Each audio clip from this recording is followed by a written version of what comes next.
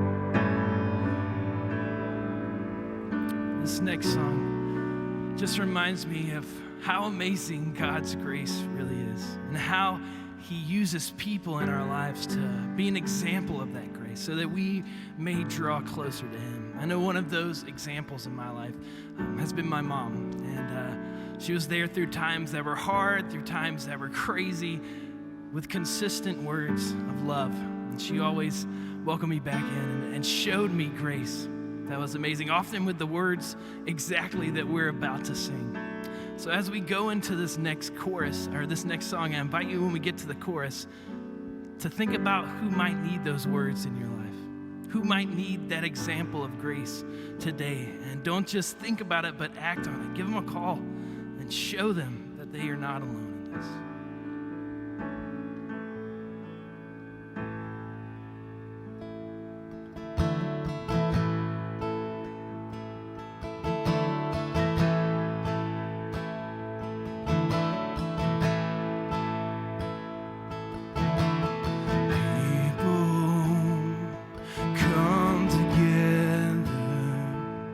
Strangers, neighbors, our blood is one.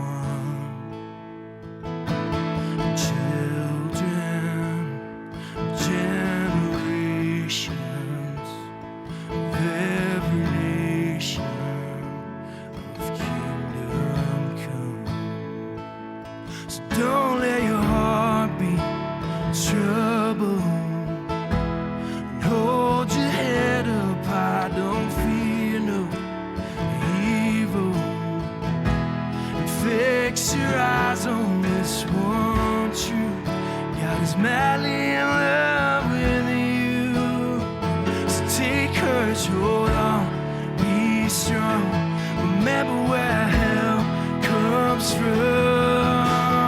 Oh, oh, oh, oh, oh.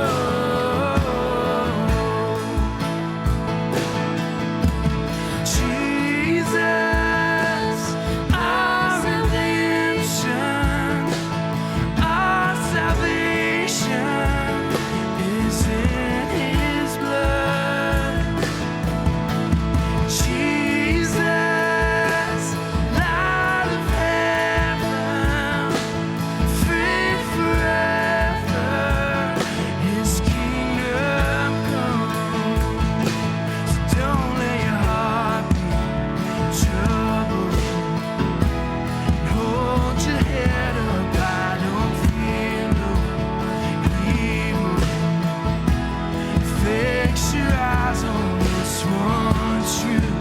God is madly in love with you. So take courage, hold on, be strong. Remember where help comes from. Oh, oh, oh,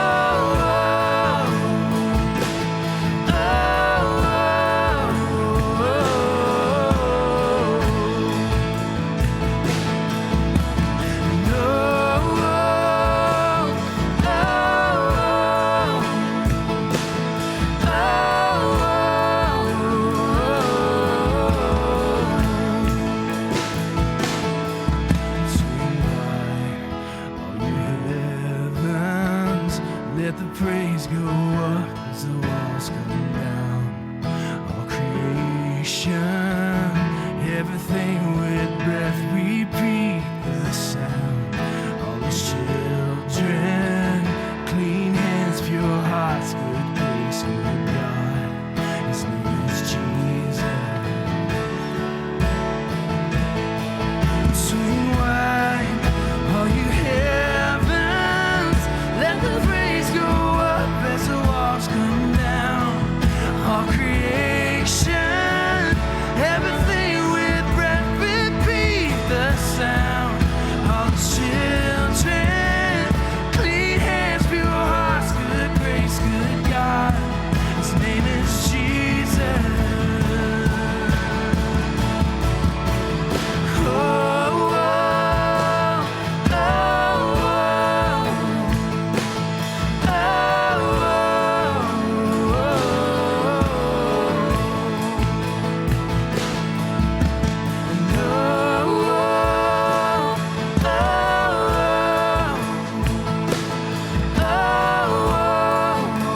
oh,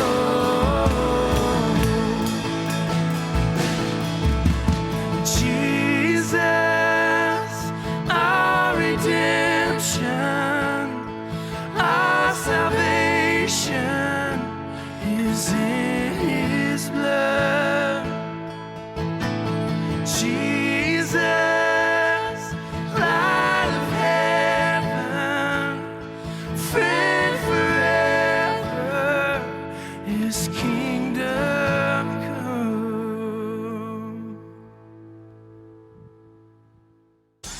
Happy Mother's Day, I love you. We love you. Mommy. Love you. Love you. Happy Mother's Day, Mommy. We love you. You're the best, and you make my world great. Happy Mother's Day. Thank you for everything you do for us. Happy Mother's Day, Mommy. We love you. Happy Mother's Day. We love you. Happy Mother's Day. Believe it or not, I submitted a clip for that section too. They actually told me I wasn't cute enough to make the cut. So you know what? I get to do it right now. So happy Mother's Day, Mom. Hey, if you guys jumped in during worship, welcome to Northshore. I hope you know that here at Northshore, we believe that Jesus can change everything for anyone. So no matter what you're going through, know that there's a place for you here.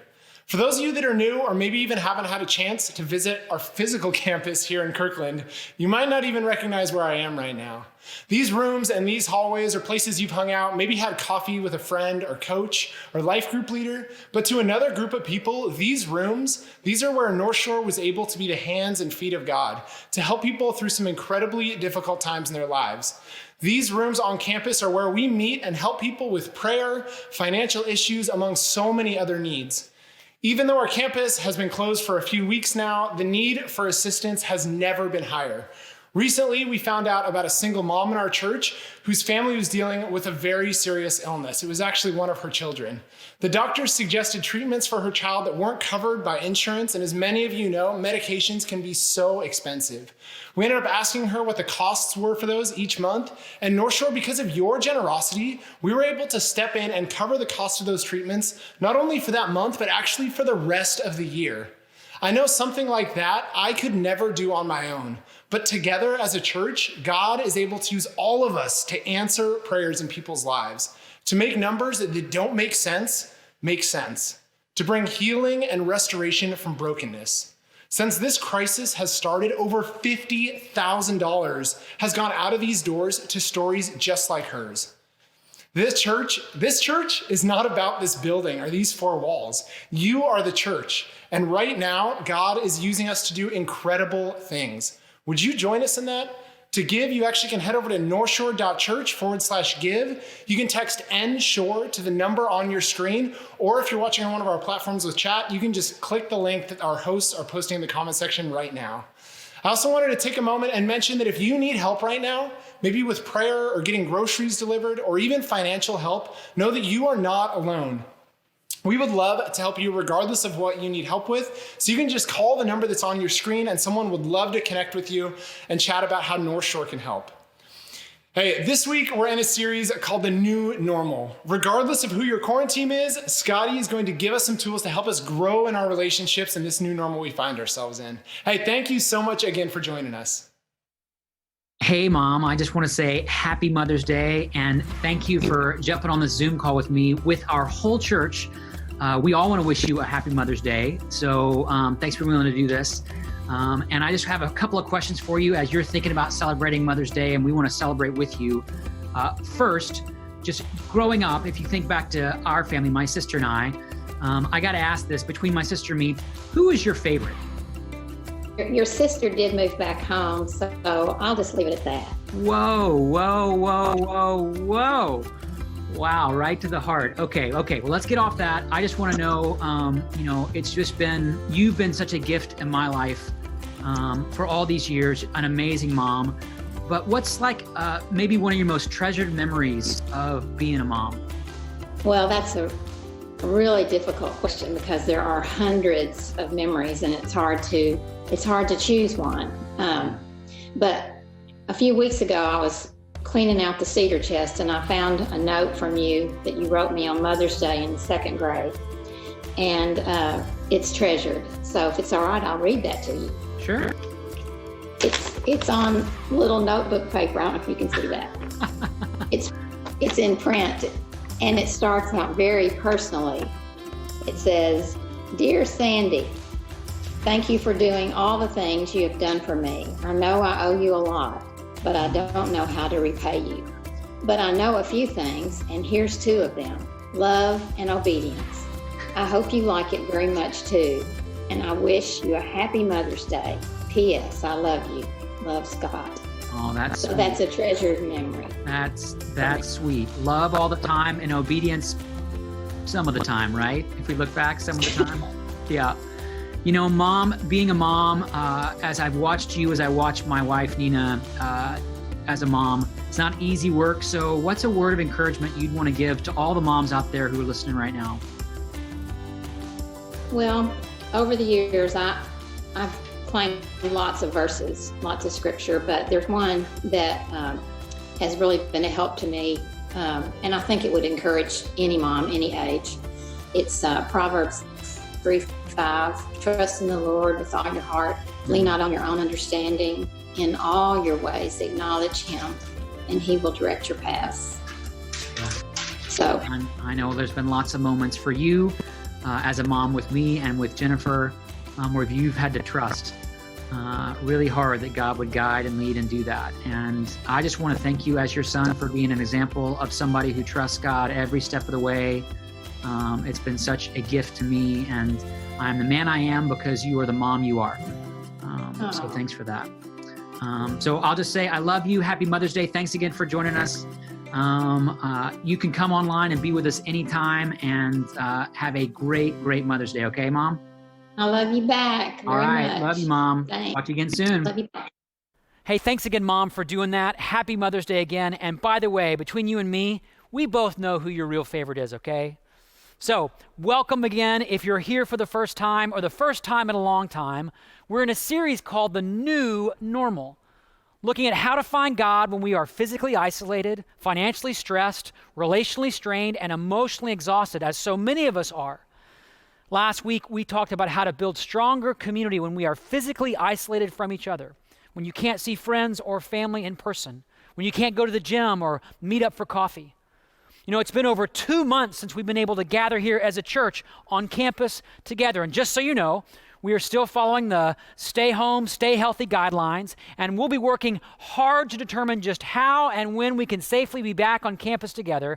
But know until then, Starting Point is still happening, Alpha is still happening, life groups are still happening, recovery meetings are still happening, pastoral care is still happening, and most importantly, life change is still happening, even as we navigate this season of being physically isolated.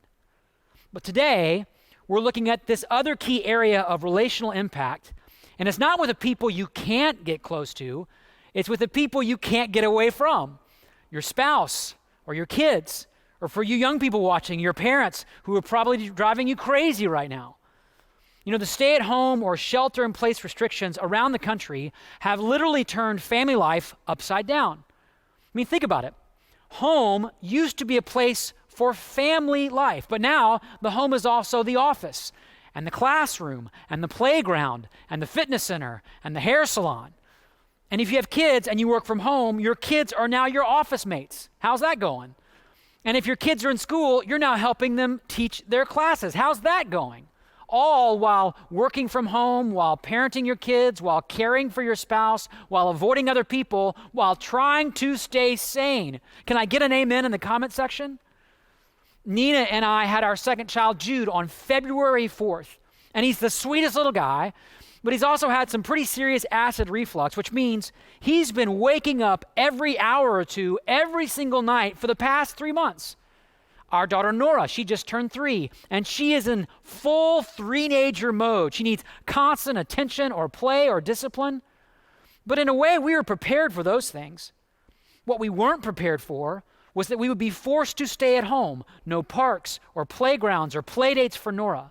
No friends or family members helping with the newborn. Just me and my wife, our 2 little ones, and lots of crying, with the kids too.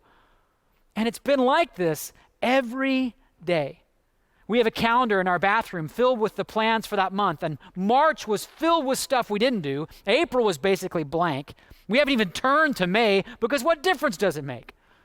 All the while, I'm trying to lead our staff and our church family through this unprecedented challenge from my little makeshift office at our house. A couple weeks ago, I was in my office and I heard some crying outside, and I went outside to see what was going on. And my wife was holding Jude while she was running after Nora, who had cut her foot and had left a little trail of blood all over the house. So Nina's trying to calm her down and clean up the carpet and hold on to Jude. And all I could think was, can y'all keep it down out here? I mean, I'm writing a sermon on how to love your family. And it's not just me. I mean, we've all had moments in our family where we just need a break from each other. You know, Nora, she's basically obsessed with her little brother, but last week she said, "Mommy, Jude's getting a little old. I think it's time we throw him in the trash." Now, she's 3, so she can say that, but here's the thing. I wouldn't be surprised if the rest of my family wanted to throw me out into the trash at some point. And that's family life and the new normal. And I've talked to a number of parents who have faced far greater challenges than we have. Children with special needs who don't have access to the services they depend on. Parents who've lost work and now the family's under incredible financial pressure. Some of you know the old African proverb that says, "It takes a village to raise a child." And of course, we know from research in our day that kids need not just their parents in their life, but multiple layers of caring adults, relatives, neighbors, teachers, coaches. But in the new normal, the village is out, quarantine's in. And it's hard. It's stressful. And most of all, it's revealing cracks in relationships and marriages that may have been around for a while, but for many are now reaching what feels like a breaking point. The good news is couples now have the opportunity. They have ample time to work on their marriage and confront issues they've been avoiding.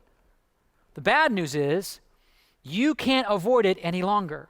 You can't just stay late at the office. You can't always be out with your friends. It's time to start addressing what's really going on in your marriage or what's really going on in that relationship in the midst of this pressurized and anxiety-filled environment. So here's the question. How can we keep our relationships and marriages healthy in the new normal? How can we stay literally on the same team?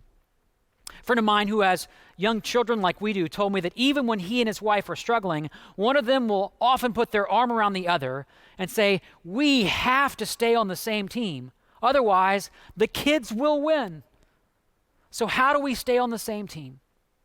Well, to answer that question, I want to do something a little different this weekend. I want to give you a set of principles that you can use with your spouse or in that relationship. And I'm calling it the 10 Commandments of Marriage in the New Normal. Now, these are not the 10 Commandments in the Bible, but these principles are all from the Bible. Now, if you're not married, don't log off yet, okay? I was single until I was 38 years old, and I heard a lot of talks about marriage that had nothing to do with my everyday life.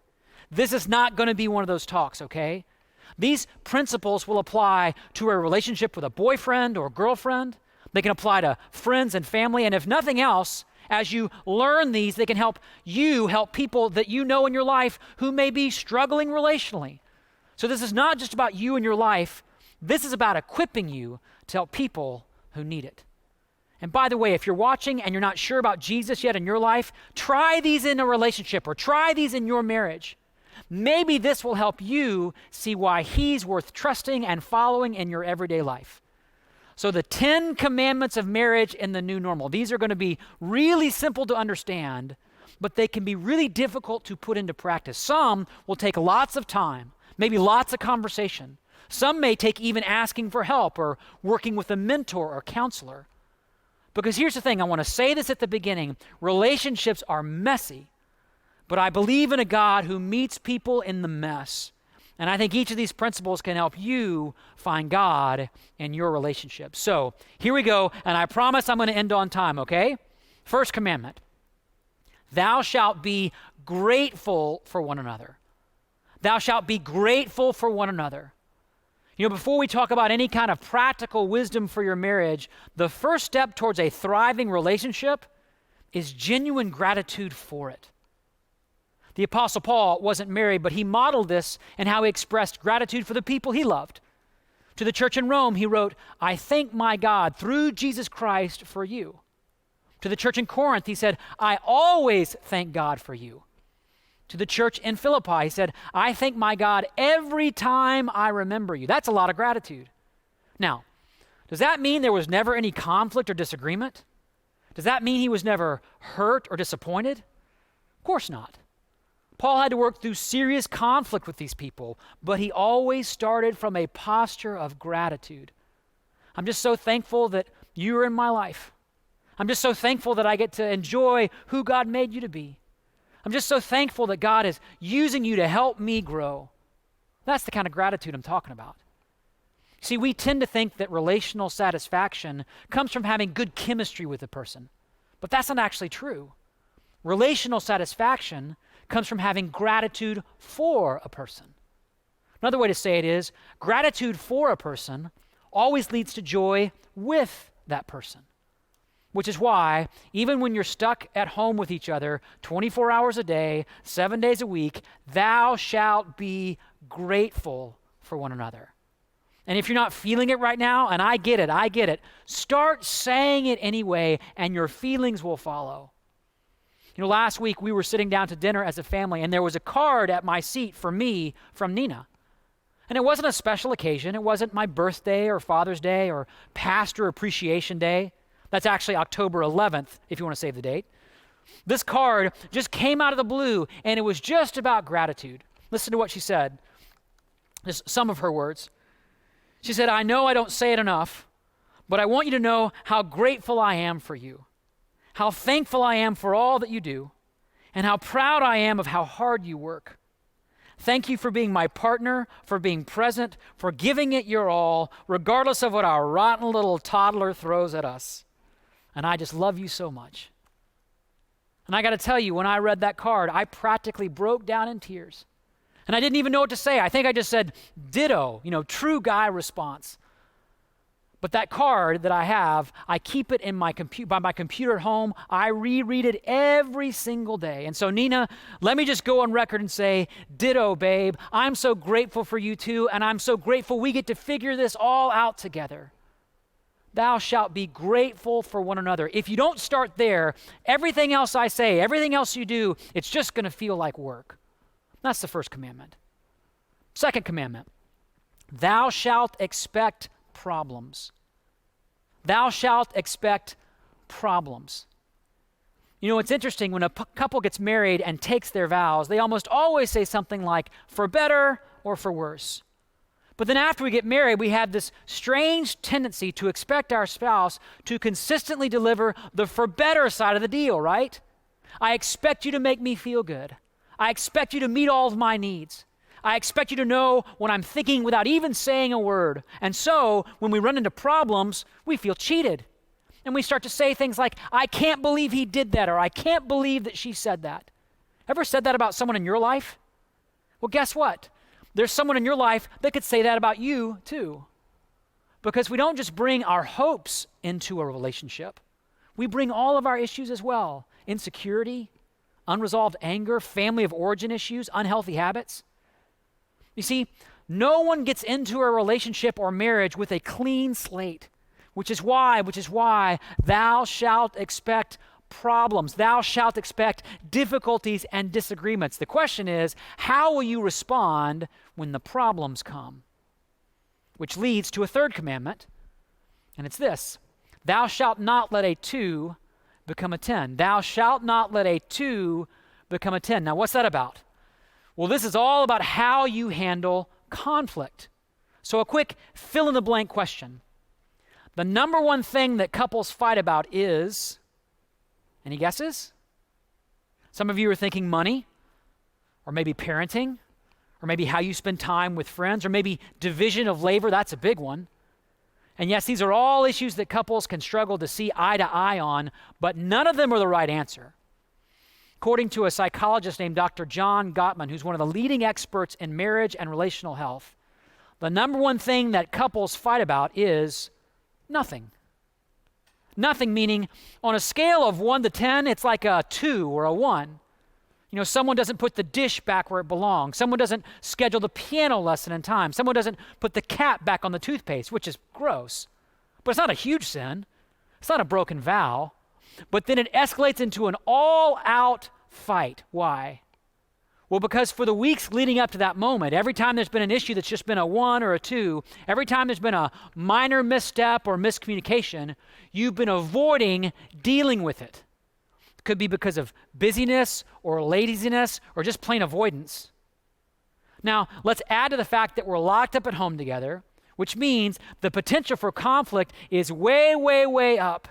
And it doesn't take long for a 2 to start to feel like a 10, which is why we need to lean into conflict, not away from it. We have to lean into conflict, not away from it, even with really small things. And just so you know, Jesus made this really, really clear. He said, if your brother or sister or spouse or boyfriend or girlfriend, I'm adding that in, but they're included, if they sin, go and point out their fault just between the 2 of you. Point out their fault. Now, that's the hard part. No one feels great about doing that. Some of you might, but there's another sermon about that one. And then just between the 2 of you, that's the gracious part. That's Jesus saying, don't make a scene, don't shame them, don't do it with the kids around. But here's the deal.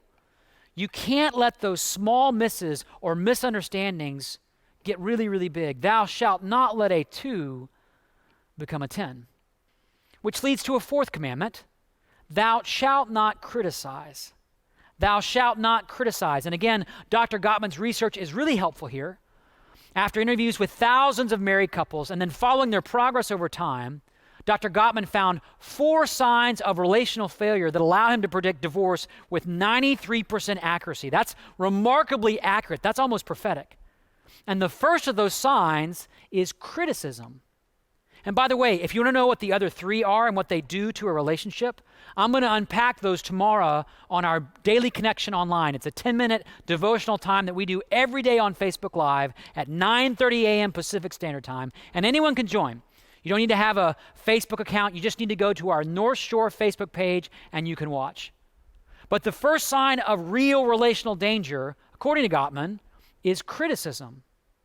Now, that doesn't mean you can't have a complaint about your spouse. A complaint is saying, I felt hurt when you showed up late or whatever you did. Criticism is different. Criticism is blaming a relationship problem on the character of the other person. You always spend too much money. You never get home on time. You always forget what I ask you to do. You never think of me. You see, when you say you always or you never, it implies that the problem is not the other person's behavior, it's the other person. And this is actually toxic to healthy relationships. I love the standard that the Apostle Paul set. He said, do not let any unwholesome talk come out of your mouths, but only what is helpful for building others up according to their needs, that it may benefit those who listen. Only what is helpful for building others up. What a great standard to use, even when you're fighting, even when your feelings are hurt. Because here's the thing, conflict tends to end in the same tone that it begins. In other words, if you start with criticism and blame, you're likely to end there too. But if you start with what is helpful for building others up, for building up the other person according to his or her needs, you're likely to end that way too. But of course, we don't always live up to this standard, do we? We say things we don't mean. We do things that are hurtful or disappointing. We criticize, which leads to the next commandment. Thou shalt say, I'm sorry. Thou shalt say, I'm sorry. And I'm not talking about the way we sometimes say I'm sorry to try to smooth over a moment of disagreement. You know, our daughter Nora has mastered this skill. She'll do something we've asked her not to do, and I'll call her out for it. And then she'll come over and look at me with those precious evil eyes and say, I'm sorry, Daddy, I'm sorry. But no remorse, no regret. She doesn't even intend to change her behavior. You know, thank goodness we adults have all grown out of this, right? Maybe not so much. Truth is, I do the same thing to Nina. She'll call me out, and I'm quick to say, well, I'm sorry, but not because I feel remorse, but because I want to move the conversation along because it's uncomfortable. The I'm sorry I'm talking about is different. It's not a way to deflect an accusation. It's actually the final step in a long process of self-examination. It comes after deep soul searching when I look closely at my motivations and my actions, not to justify myself, but to expose and reveal any kind of sin or selfishness in my heart. Like the psalmist, I go to God saying, search me, O God, and know my heart. See if there is any offensive way in me, anything at all. And here's the bad news. There's always something. There's always something. In every fight I've ever had with Nina, even when I'm 99% right, which is basically 0% of the time, there's still 1% of my own sin that needs to be addressed. And the only way to make things right is to come to her humbly and say, I did this, and I'm so sorry. Will you forgive me? And by the way, this moment is the most vulnerable moment in any marriage or relationship, which is why we so often avoid it. Because when I say I'm sorry, I am now at her mercy. I've surrendered my rights. I've put down my defensiveness, and I can only wait to see what she does in response. That leads to the next commandment. Thou shalt say, I forgive you. You know, forgiveness is like the oxygen for a relationship. Without it, the relationship will suffocate and eventually die. And we don't forgive just because it's helpful to somebody else. We forgive because we've been forgiven. Because God, in his great mercy, did not hold our sins against us. He went to the cross in the person of Jesus so that we could be forgiven. And by the way, if you've never received God's forgiveness in your life, that's actually where you need to start. The Bible doesn't say, go and try to find the inner strength to forgive. It says, forgive as God forgave you. Forgiveness is a response to what God has done for us, which is also why the Bible says there's no limit to forgiveness. There's no ceiling or quota after which we no longer have to forgive, because God never runs out of forgiveness for us.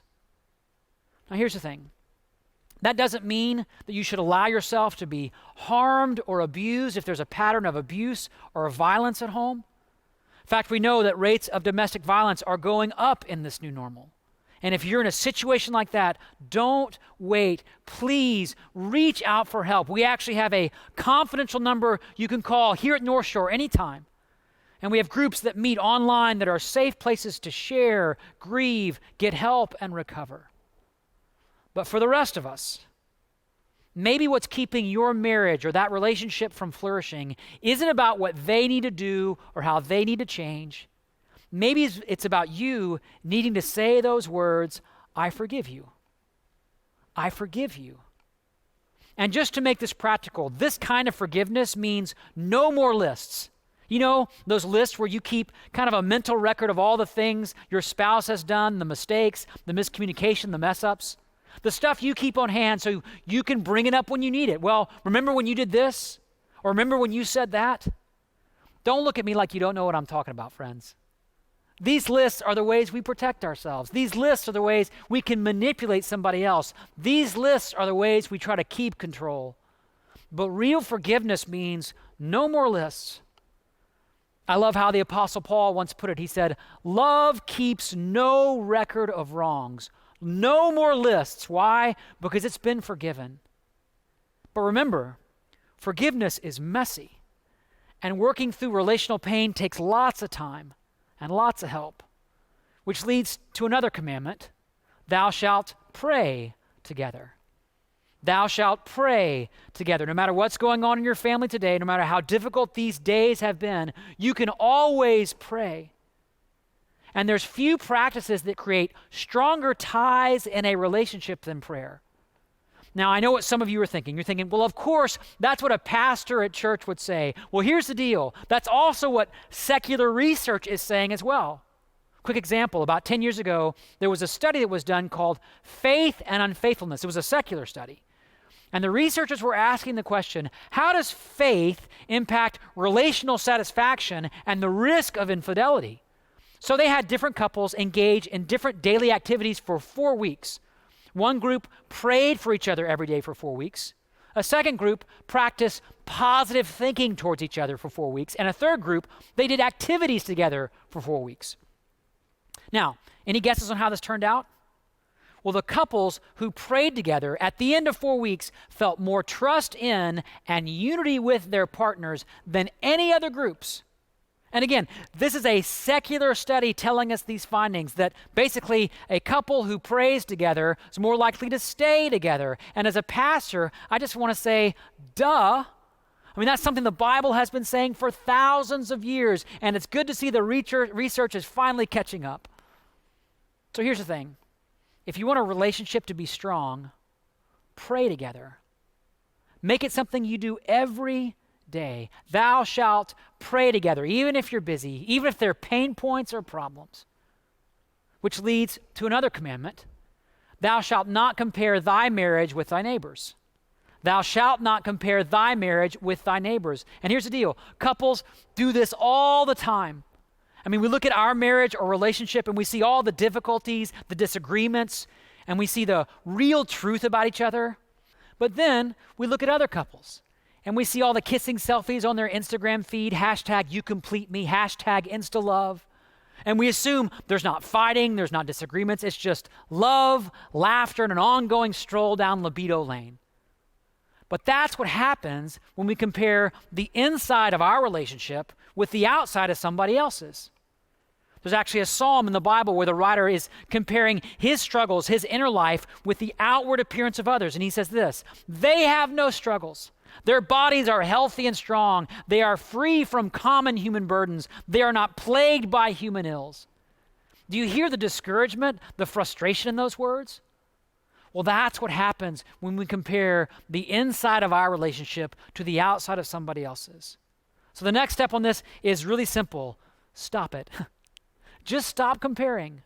You never know the whole story about their relationship. You can't see their pain or their problems.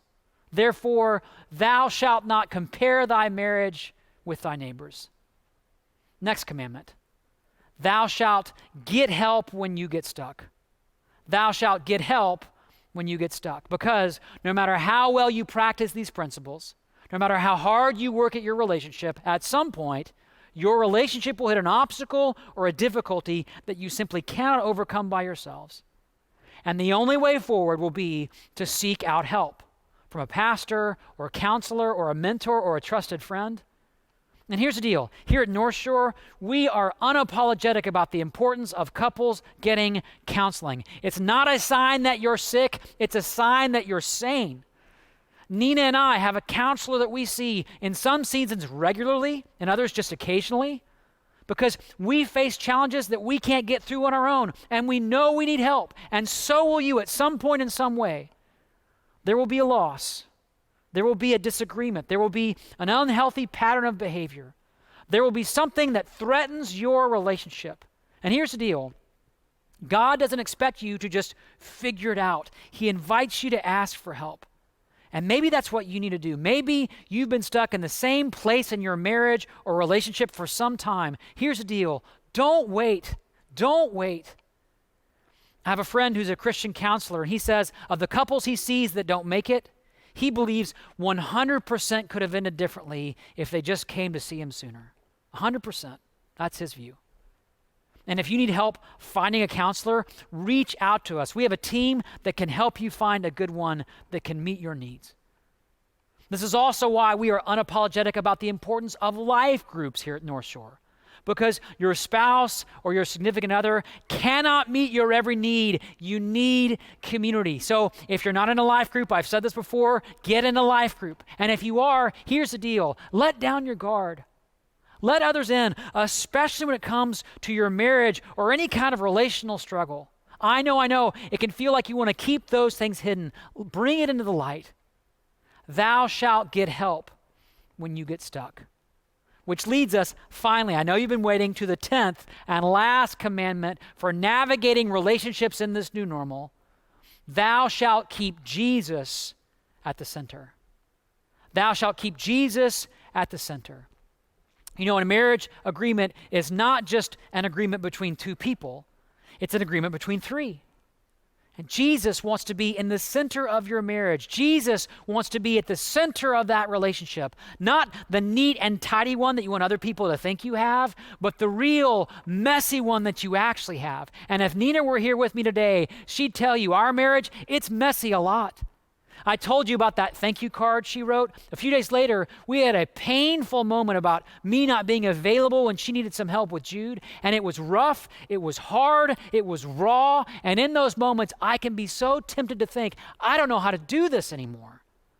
And that's when I have to remember there's a third person in the middle of all this, and he's not holding a clipboard, he's not keeping score, he's not awarding points to the better spouse, he's not waiting for you to figure it all out by yourself. He is the God of grace. He is the God of second chances. He is the God who has never seen a relationship he can't fix or a marriage he can't restore. And here's the deal. If you don't know Jesus, especially in this new normal, maybe it's time to invite him into that marriage. Maybe it's time to invite him into that relationship. You can actually do that right now. You can even do it as a couple. You can say, Jesus, we want to invite you into our lives, into our marriage. We surrender control. We simply can't do this on our own. We need you. And if this is the first time you've done something like that, I want you to do this for me. If you would text my faith to 97000. Why? Because we'd love to reach out and help. We'd love to send you a book to help you with what the new normal of life with Jesus is all about. because you don't have to walk alone. Others of you have been in the church a long time, but here's the deal. You've been on autopilot in your marriage, and maybe this new normal has revealed some of the pain and problems going on in your relationship. Maybe you need to take the same step and invite Jesus back into the center of your marriage, your relationship. And here's the deal. You can do that right now, because there's no such thing as a perfect marriage or a perfect relationship. Only a surrendered one. One that's surrendered to the God who can give your marriage or relationship the new normal that you so desperately need. So let's close by talking to God about that right now. Would you pray with me? God, we want to bring our relationships before you right now. In all the mess, with all the pain, and I know right now there's deep pain and concern, there's deep hurt, there can be deep broken trust around this. And for some watching right now, it can be hard to even want to go there, talk about it, lean into this at all. And so God, I pray for your gracious presence for everybody who's watching, everybody who's listening, that you would remind them that your grace is enough, that there's no relationship that's beyond reach, no marriage that's beyond repair. And God, remind us that you are good enough to help where we aren't good enough. And God, we want to invite you back into the center, back into the middle of our relationships. Jesus, help us love each other. Help us practice these principles with grace and patience and love and persistence, that we may experience the joy and redemption of being in relationships with each other. And God, we're so grateful for the gift of relationship you give and the gift of your relationship to us. We're thankful for that, Jesus. And we pray this in your name. And everybody said, amen.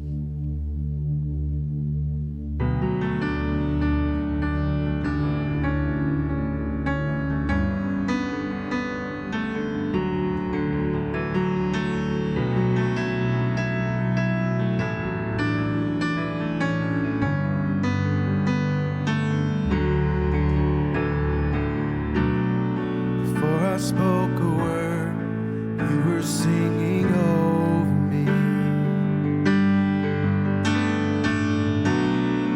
You have been so good to me.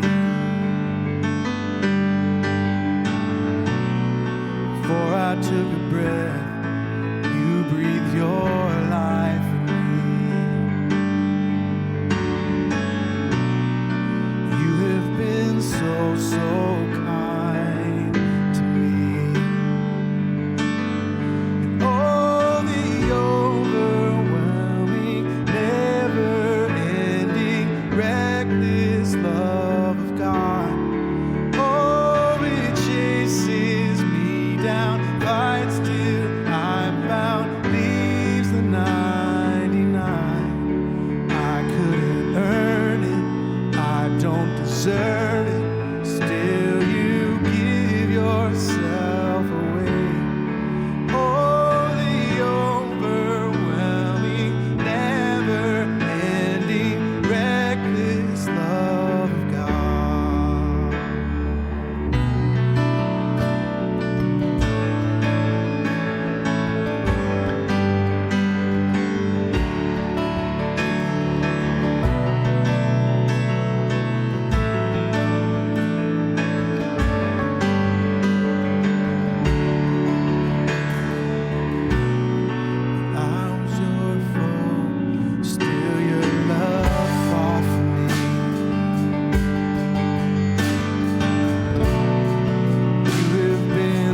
So good to me.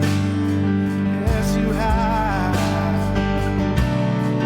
I felt no worth. You paid it all for me. Yes, you did. You have been so kind to me. Oh, the overwhelming, never-ending, reckless love of God. Oh, it chases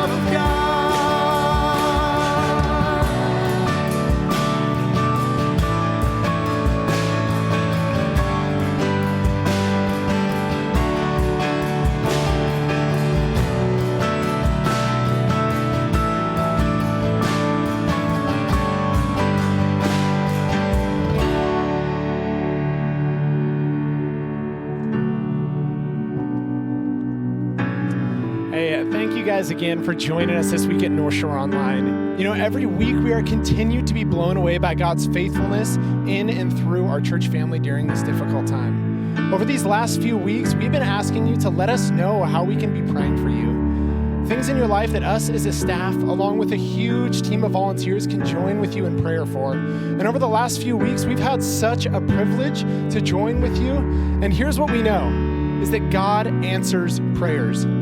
If there's something that you've been praying for, we would love to hear about it. Maybe let us know in the comments section or shoot us a message. And if you need prayer for something, there are so many ways to let us know right now. Again, you can let us know in the comments section or on our website. You can just send us a message. But the simplest way to get a hold of us is just text my prayer, that's one word, to 97000. Again, that's my prayer to 97000.